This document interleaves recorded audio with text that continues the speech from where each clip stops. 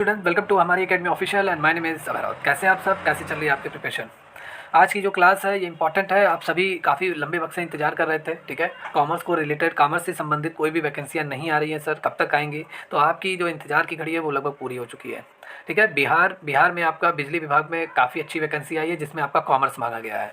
वैकेंसियाँ तो बहुत आई हैं, मतलब इंजीनियर वाले जो ITI वाले भी पोस्ट हैं, बीटेक वाले भी पोस्ट हैं, ठीक है, ग्रेजुएशन वाले भी पोस्ट हैं, ठीक है, बहुत सारे पोस्ट हैं। लेकिन मैं सिर्फ बात करूंगा यहाँ पे कॉमर्स का।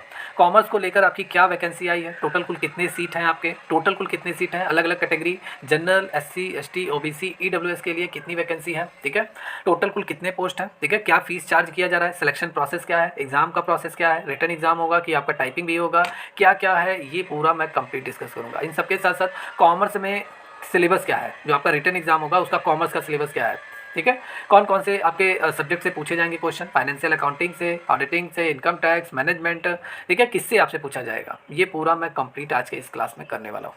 तो आप सभी स्टूडेंट, जितने भी स्टूडेंट कॉमर्स किए हुए हैं, अगर इस फॉर्म को भरना चाहते हैं, देखिए भरिए फॉर्म, क्योंकि ये बहुत अच्छी वैकेंसी है, ठीक है, बार बार नहीं आती है। बहुत अभी प्रीवियस ईयर आई थी लेकिन ये कंटिन्यू नहीं आता है, ठीक है। अभी ये आया है और लगभग 300 सीट है, कम नहीं है, 300 सीट है आपके कॉमर्स के, ठीक है। कॉमर्स एज ए सिर्फ और सिर्फ कॉमर्स स्टूडेंट ही अप्लाई करेंगे, तो वैसे ही आपका इसमें कंपटीशन कम हो गया, कंपटीशन ना के बराबर हो गया, कॉमर्स वाले ही स्टूडेंट इसमें अप्लाई करेंगे, ठीक है। तो क्या क्या इसमें क्राइटेरिया है ये मैं पूरा क्लियर करने जा रहा हूँ, आप ध्यान से देखिए। देखिए सबसे पहले ये जो वैकेंसी आई है आपकी Bihar state power holding company limited, Bihar state power holding company limited में ये वैकेंसी आई है, और ये पूरी तरीके से government of Bihar undertaking, Bihar सरकार द्वारा ये जारी की गई है। मीन बिहार सरकारी नौकरी के लिए है, ठीक है, संविदा पे भी नहीं है, सरकारी नौकरी के लिए है, ठीक है, पूरी तरीके से गवर्नमेंट। और ये जॉब, ये पोस्ट कौन सी है, ये आपकी जो पोस्ट है ये जूनियर अकाउंटेंट क्लर्क की पोस्ट है। कौन सी पोस्ट है? जूनियर अकाउंटेंट्स क्लर्क की पोस्ट है आपकी, जूनियर अकाउंट्स क्लर्क की पोस्ट है आपकी। अगर हम यहाँ पे बात करें इसमें टोटल कुल कितने पोस्ट हैं, देखिए बहुत सारे स्टूडेंट जब भी वैकेंसी आती है सबसे पहले वो पोस्ट ही चेक करते हैं, टोटल कुल कितना पोस्ट है। तो टोटल आपके 300 पोस्ट है, कितने? 300 पोस्ट है। अलग अलग कैटेगरी के हिसाब से बात करें तो जनरल के लिए 43 है, वुमेन के लिए आपका 23 है, ठीक है, मतलब जनरल में जो आपके मेल कैंडिडेट है उनके लिए 43 है, वुमेन के लिए 23 है, क्लियर। EWS में जनरल के लिए आपका 19 है, वुमेन के लिए 11 है, SC में 40 है जनरल के लिए, और वुमेन के लिए कितना है? 22 है। ST कैंडिडेट के लिए 5 सीट है, जनरल के लिए 5 सीट है आपके मेल के लिए, एंड फीमेल के लिए आपका कितना है? 2 है। EBS के लिए कितना है? 52 है पुरुष के लिए, और महिला उम्मीदवार के लिए कितना है? 28 है। OBC जितने भी कैंडिडेट हैं 36 ये सीट जो है ये मेल पर्सन के लिए, मेल कैंडिडेट के लिए, और फीमेल कैंडिडेट के लिए 19 सीट है।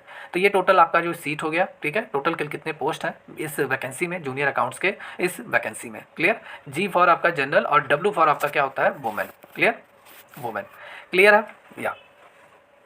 चलिए यहाँ पे अगर हम आगे बात करेंगे तो आपका जो मेन पॉइंट है वो मैं डिस्कस करूंगा। सबसे पहले क्वालिफिकेशन क्या है, इसको आप ध्यान से देखिए। तो क्वालिफिकेशन, अगर आपने कॉमर्स किया हुआ है किसी भी रिकॉग्नाइज्ड यूनिवर्सिटी से, इसमें कहीं ऐसा नहीं लिखा है सिर्फ बिहार में ही ये बिहार के स्टूडेंट ही इसे अप्लाई करेंगे, कहीं नहीं ऐसा है। तो ऑल इंडिया, अगर आप यूपी के हैं, अगर आप यूपी के हैं, MP के हैं, राजस्थान के हैं, या साउथ इंडिया के कहीं के भी हैं, मुंबई के हैं, ठीक है, कहीं के भी आप हैं, किसी भी इंस्टीट्यूट से अगर आपने कॉमर्स किया हुआ है तो आप इस फॉर्म को अप्लाई कर सकते हैं, इस फॉर्म को आप अप्लाई कर सकते हैं, क्योंकि इसमें लिखा हुआ है ग्रेजुएट इन कॉमर्स, कॉमर्स की डिग्री आपके पास रहनी चाहिए, ग्रेजुएट आप रहने चाहिए किसी भी रिकॉग्नाइज्ड यूनिवर्सिटी से।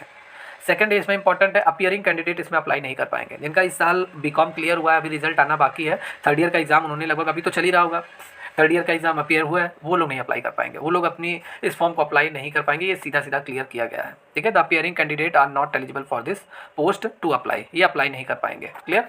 The applicant must possess requisite qualification on the date of submission of the application, मतलब इस डेट के सबमिशन के, मतलब लास्ट डेट जब भी इसका है उससे पहले आपके पास सारी क्वालिफिकेशन आपके पास रहनी चाहिए, मतलब कॉमर्स की डिग्री आपके पास रहनी चाहिए, क्लियर है या? चलिए यहाँ पे आगे हम बात करते हैं। ये देखिए ये इंपॉर्टेंट दिया हुआ है, काफ़ी स्टूडेंट इसको लेकर प्रॉब्लम में है, और बहुत सारे स्टूडेंट कल मैसेज भी कर रहे थे, कॉल भी कर रहे थे कि सर ये नहीं समझ आ रहा है प्रोबेशन पीरियड ये होता क्या है।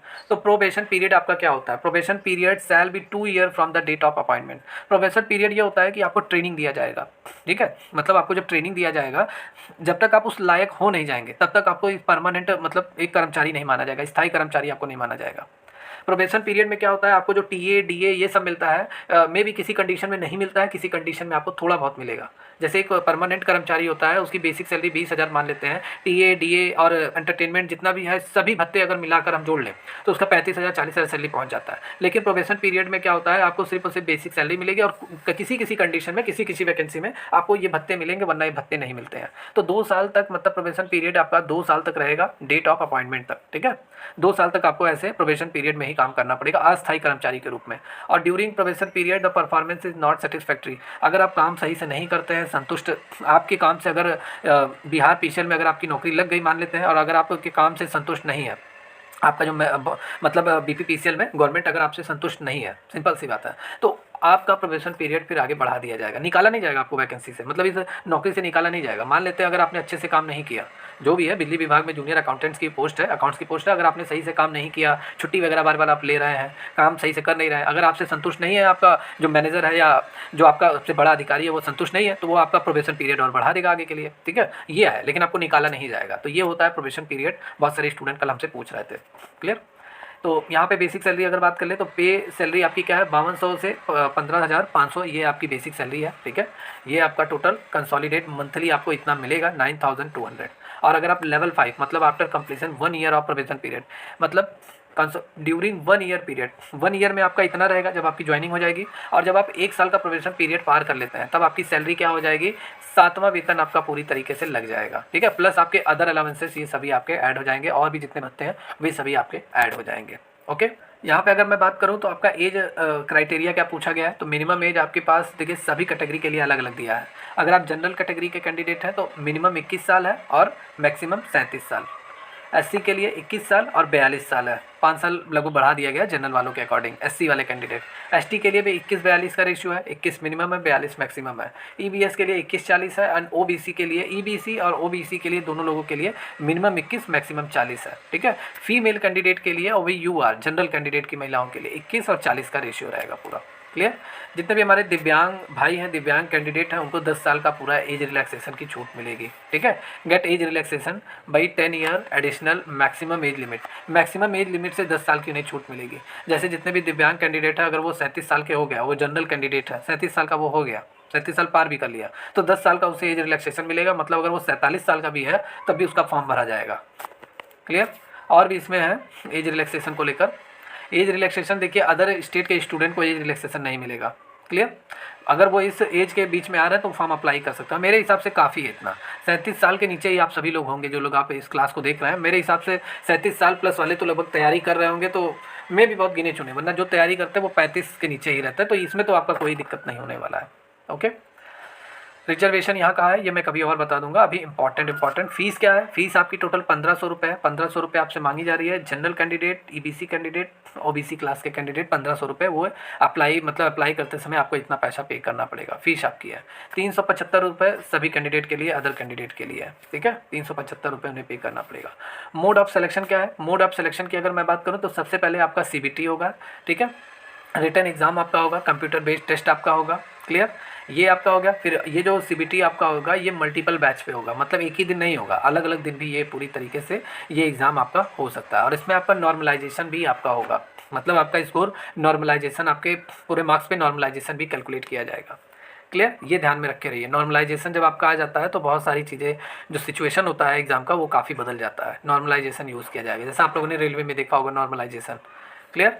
मिनिमम क्वालिफाइंग के लिए आपको 40 नंबर जनरल के लिए और 36.5 OBC, 34 number EBC, 32 number SC ST candidate, female candidate को लाना अनिवार्य है, ठीक है। फीमेल कैंडिडेट अगर वो है तो उनका 32 नंबर तो उन्हें लाना ही लाना है, ये मिनिमम है। वैसे इस पर ध्यान भी मत दीजिए क्योंकि आपको सिलेक्शन लेना है, ज़्यादा से ज़्यादा नंबर गेन करना है, ठीक है, तो ये बेकार है, इसमें कोई ऐसा नहीं है, इसको आप ध्यान मत दीजिए।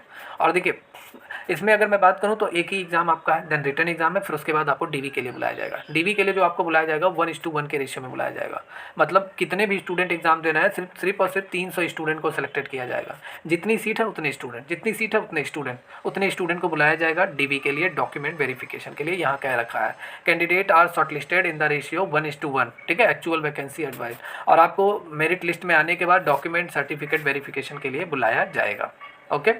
फाइनल सिलेक्शन तभी आपका माना जाएगा जब आप डीवी में अपीयर होते हैं, डीवी में अपना सर्टिफिकेट वगैरह सब दिखाते हैं। मॉक टेस्ट वगैरह आपके वेबसाइट पे जल्दी अपडेट कर दिया जाएगा, मई जून में इसका एग्जाम है, तब तक अपडेट कर दिया जाएगा जल्दी ही। और syllabus is attach for CBT, ठीक है, आपका सिलेबस भी अटैच कर दिया जाएगा जब भी मॉक टेस्ट आपका क्या होगा, फ्यू क्वेश्चन आपके वहाँ पे जब अपडेट होंगे तो आपका सिलेबस भी पूरा अपडेट कर दिया जाएगा। लेकिन अभी भी सिलेबस कुछ दिया है वो मैं क्लियर करता हूँ आपको, क्या आपका सिलेबस है। देखिए एग्ज़ाम की अगर मैं बात करूँ, सबसे पहले ऑनलाइन ये आपका 1 अप्रैल से चालू होगा। आज नहीं स्टार्ट हो रहा है, आज आपका कितना है, आज आपका 7 मार्च है या 7 मार्च, और कल 7 मार्च है, आपका सीधे-सीधे 1 अप्रैल से सीधे चालू हो रहा है। अभी आपका 20 दिन बाद ये फॉर्म आप अप्लाई करेंगे, तो समय है, टाइम है, ठीक है। अभी से माइंड सेटअप कीजिए, गोल अपना तैयार कीजिए, कोई दूर नहीं है। बिहार के स्टूडेंट हो तो वो तो कंपल्सरी डालिए आप लोग फॉर्म, लेकिन जो बिहार के अदर स्टेट के स्टूडेंट हैं, जैसे यूपी हैं, मध्य प्रदेश के हैं, राजस्थान के हैं, अपना माइंड सेट कीजिए। डेली बेसिस पे ट्रेन वगैरह जाती हैं, कोई ऐसा नहीं है, दूर नहीं है, 1 दिन 2 दिन लगेगा, आप एग्ज़ाम जाकर दीजिए, डालिए इस फॉर्म को। अच्छी वैकेंसी है, सरकारी नौकरी है, ठीक है। तो 1 अप्रैल से आपका ये पड़ेगा। बहुत सारे स्टूडेंट डाउट में रहते हैं, बहुत सारे स्टूडेंट कॉल करते हैं कि सर दूर है, डालना ठीक नहीं है, ये है वो है, और ज़्यादा दूर है, फिर वहीं पे एग्ज़ाम देने जाना पड़ेगा। देखिए अगर नौकरी लेना है, सरकारी नौकरी, तो आपको अप्लाई करना ही पड़ेगा। क्लोजिंग डेट आपका 30 अप्रैल है, और ये एग्ज़ाम आपका मई जून में आपका होगा, ठीक है। मई जून में ये एग्ज़ाम होगा, तो लगभग काफ़ी समय है। आज ही नहीं मई जून है, आफ्टर इलेक्शन के बाद ये एग्ज़ाम होगा, काफ़ी समय है, 2 से 3 महीने का समय है। आज अगर ले लीजिए पूरा मार्च, पूरा अप्रैल ले लीजिए, मई में अगर ये होगा, मई जून इन्होंने कहा है, तो लगभग मई के लास्ट वीक में कहीं ये होगा। तो मई में भी आपका 20 से 20 उस दिन मई में कैलकुलेट कर लीजिए, तो मैक्सिमम 2 महीना या ढाई महीने का लगभग आपके पास समय है इस वैकेंसी के लिए। तो तैयारी अच्छे से कीजिए। क्लियर। यहाँ पे अगर हम बात कर लें नीचे सिलेबस के बारे में, या सिलेबस आपका क्या दिया गया है। सिलेबस में देखिए कहीं ऐसा नहीं लिखा है कितने नंबर का पेपर होगा, कहीं मेंशन नहीं है। आपका बस ये मेंशन है करंट अफेयर आपका आएगा, ठीक है, सॉरी जनरल नॉलेज आपका आएगा, मतलब history, geography, constitution, physics, chemistry, bio, science technology, ये पूरा आपका आएगा। 10th लेवल का आपका आएगा, कोई डिफिकल्ट नहीं है, बहुत ही अच्छा है, ईजी है। फिर आपका रीजनिंग आपका आएगा 10th लेवल का, ये भी आपका रीजनिंग आएगा, पूरा रीजनिंग का पूरा चैप्टर दिया गया है, अच्छे से आप इसे पढ़ लीजिए। मैं आप सभी स्टूडेंट को आपके व्हाट्सअप नंबर पर ये PDF सेंड कर दूँगा, और जो लोग यूट्यूब पर देख रहे हैं, तो मैं इसी मतलब इस वीडियो के लिंक में ये PDF में अपडेट कर दूँगा, वहाँ से आप डाउनलोड कर लीजिए। जनरल इंग्लिश का आपका ये पूरा टॉपिक है, हिंदी का ये पूरा टॉपिक है, सब 10th लेवल का आएगा, बेसिक आएगा, कोई दिक्कत नहीं है। कंप्यूटर आपका ये पूरा है, एंड देन आपका ये कंप्यूटर के क्वेश्चन बहुत ज़्यादा आपसे पूछे गए हैं, ठीक है। तो ये पूरा आपका कंप्यूटर का सिलेबस है। बात करते हैं कॉमर्स के सिलेबस की। कॉमर्स इंपॉर्टेंट है, क्योंकि कॉमर्स आप सबके लिए बेहतरीन है। जो कॉमर्स में नंबर गेन करेगा उसी का सिलेक्शन होगा। अदर सब्जेक्ट तो हम लोग हर साल पढ़ते हैं, SSC, बैंकिंग, रेलवे की अगर हम तैयारी कर रहे हैं तो हर साल हम लोग पढ़ते हैं, लेकिन कॉमर्स हम तभी टच करते हैं जब हमारा एग्जाम आता है। तो कॉमर्स में आपके क्या क्या क्वेश्चन किस किस सब्जेक्ट से पूछे जाएंगे। सबसे पहले कंपनी अकाउंट इंट्रोडक्शन से आपका आएगा, कंपनी अकाउंट्स इंट्रोडक्शन, एक ही चैप्टर है इंट्रोडक्शन, उससे जितना भी आपका है कंपनी का पूरा जितना भी हिस्ट्री वगैरह है, इंट्रोडक्शन है, कंपनी अकाउंट का जितना भी हिस्ट्री इंट्रोडक्शन है, वही बस आपसे पूछा जाएगा, एक्स्ट्रा कुछ नहीं, ठीक है। ये नहीं है कि इंडियन कंपनीज एक्ट पूरा आपको पढ़ना पड़ेगा, इसने यहाँ पे कह रखा है इंट्रोडक्शन, ये हो गया। सेकंड आपका है कंपनीज एक्ट 1956 आपको पढ़ना है, अमेंडमेंट के साथ आपको पढ़ना है। 1956 एक्ट आपको पढ़ना है कंपनीज का, और इन सबके साथ साथ उसमें क्या सुधार हुए हैं ये आपको पढ़ना है, सेकंड हो गया। थर्ड आपका हो गया ऑडिट और फाइनेंशियल मैनेजमेंट। देखिए कहीं ऐसा नहीं लिखा है कि ऑडिट में आपके टोटल अगर मैं देखूं बुक अगर आप उठाएंगे तो 10 से 12 चैप्टर आपको मिलेगा, फाइनेंशियल मैनेजमेंट में 10 से 12 चैप्टर आपको मिलेगा, ठीक है। कहीं ऐसा मेंशन नहीं है कौन सा चैप्टर आएगा, ठीक है। तो ये इन्होंने बस लिख दिया है कि ऑडिट और फाइनेंशियल मैनेजमेंट। क्लियर। फिर यहाँ पे देखिए टैक्सेशन में डायरेक्ट इनडायरेक्ट दोनों इन्होंने लिखा है। डायरेक्ट मतलब इनकम टैक्स, इनडायरेक्ट मतलब आपका GST हो गया। कहीं इन्होंने नहीं मेंशन किया है कि आपका इनकम टैक्स में कितना क्वेश्चन आएगा और GST में आपका टोटल कुल इनकम टैक्स में कितना चैप्टर आएगा और GST में आपका कितना चैप्टर आएगा। कहीं इन्होंने मेंशन नहीं किया है कि इनकम फ्रॉम सैलरी से आएगा, income from house property, income from other sources, capital and revenue आपका हो गया, डिडक्शन हो गया, रिबेट हो गया, ठीक है। कहीं इन्होंने मेंशन नहीं किया है टैक्सेशन में, कहीं नहीं मेंशन किया। इनडायरेक्ट में भी मतलब इनडायरेक्ट मतलब GST में इन्होंने मेंशन नहीं किया है कि सप्लाई से आएगा, ठीक है, इनपुट टैक्स से आपका आएगा, रजिस्ट्रेशन से आपका आएगा, कहीं इन्होंने मेंशन नहीं किया है, तो बस इन्होंने लिख दिया है। अभी मैं सब बताऊंगा कि कितना आपको पढ़ना चाहिए। क्लियर। बैलेंस शीट सफिशिएंट है। बैलेंस शीट आप profit and loss account, trading account, manufacturing account and then final account balance sheet पूरा पढ़ के जाइए, हो जाएगा। प्रॉफिट एंड लॉस अकाउंट ये अच्छा है, इन्होंने चैप्टर लिख दिया है, प्रॉफिट एंड लॉस अकाउंट पढ़ लीजिए, हो जाएगा। कॉस्टिंग एंड कॉस्ट एनालिसिस भी चैप्टर जो लिखा गया है, इसको भी अच्छे से पढ़ लीजिए। एंड देन अकाउंटिंग कॉन्सेप्ट आपके हैं, ठीक है, अकाउंटिंग कॉन्सेप्ट आपके हो गए, तो इससे भी आपके क्वेश्चन आएंगे, ये भी एक चैप्टर ही है, तो इसमें कोई डरने की जरूरत नहीं है। Single entry system and rectification of error, ये भी एक फाइनेंशियल अकाउंटिंग का चैप्टर है, तो ये यहाँ पे चैप्टर मेंशन है। क्लियर। बैंक रिकन्सिलेशन स्टेटमेंट, तो ये भी आपका फाइनेंशियल अकाउंटिंग का एक चैप्टर है, ठीक है। बैंक रिकन्सिलेशन स्टेटमेंट, ठीक है, तो ये आपका एक चैप्टर है, तो इसमें कोई आपको डरने की जरूरत नहीं है, ये चैप्टर है आपके। तो जो चैप्टर है उसमें तो आपको कोई कन्फ्यूजन नहीं रहना चाहिए, वही आपको पढ़ना है, उसके अलावा कुछ नहीं पढ़ना है। लेकिन जो अलग यहाँ पे जो बस लिख दिया गया है ऑडिटिंग और फाइनेंशियल मैनेजमेंट, टैक्सेशन और डायरेक्ट इनडायरेक्ट बस लिखा गया है, इसमें आपको सोचने की ज़रूरत है कि कितने चैप्टर हमें पढ़ के जाने चाहिए। तो मैं आप सभी को बता दूँ, ठीक है, जहाँ तक मेरा पॉइंट ऑफ व्यू ये कहता है कि ये जो कॉमर्स का ये जो पूरा दिया हुआ है, सब अच्छा है, लेकिन ये टैक्सेशन और बैलेंस, ये आपका ऑडिट और फाइनेंशियल मैनेजमेंट और टैक्सेशन आपका, इसमें कितना आपका आएगा, मतलब आपको सिर्फ और सिर्फ बेसिक पढ़ के जाना है, कोई हाई लेवल नहीं आएगा कि आप 15 चैप्टर पूरा पढ़ के जाइए, हाई लेवल आपसे नहीं पूछा जाएगा। ऐसा क्यों? क्योंकि देखिए सिर्फ कॉमर्स ही आपका पेपर नहीं है, कॉमर्स के अलावा आपका यहाँ पे जीएस भी है, रीजनिंग भी है, इंग्लिश भी है, आपका कंप्यूटर भी है, तो ये 4 पेपर भी आपके साथ है। तो इसका भी पेपर पूरी तरीके से मतलब एक साथ कंबाइन होकर आपका पेपर आएगा, तो 4 ये भी पेपर है। इसीलिए सिर्फ एक सब्जेक्ट पे विशेष फोकस नहीं किया जाएगा कि आपका सीधा सीधा जो ये कॉमर्स का सेक्शन है, ठीक है, कॉमर्स का सेक्शन है, जैसे यूपीपीसीएल में आपका आता है, यूपीएससी ईपीएफओ में आया था, या पीसीएस लेवल एग्जाम में जैसे हार्ड क्वेश्चन आते हैं वैसे आएगा, ऐसा नहीं आएगा। ऊपर ऊपर से आपसे पूछा जाएगा टैक्सेशन का, ठीक है, आयकर का इतिहास पूछ लिया जाएगा, इनकम टैक्स का, कितने टाइप के इनकम टैक्स, मतलब इनकम टैक्स किस पे लगता है, किस पर्सन पे लगता है, टैक्स स्लैब क्या है, यही सब पूछा जाएगा, ठीक है। डिडक्शन वगैरह आपसे पूछ लिया जाएगा, रिबेट आपसे पूछ लिया जाएगा, उससे ज़्यादा नहीं। और जीएसटी में आपसे क्या, जीएसटी का पूरा इतिहास बस पूछेगा, उससे ज़्यादा डीप नहीं जाएगा। अगर उससे ज़्यादा डीप जाएगा तो रजिस्ट्रेशन आपसे पूछ लेगा और पेनल्टी आपसे पूछ लेगा, बस और कुछ नहीं। इसमें जो चैप्टर है उससे ज़्यादा नहीं पूछेगा। तो ये कॉमर्स का सिलेबस रहा, ठीक है। आई होप आपको ये जानकारी समझ में आई होगी जितना मैंने अभी तक बताया है।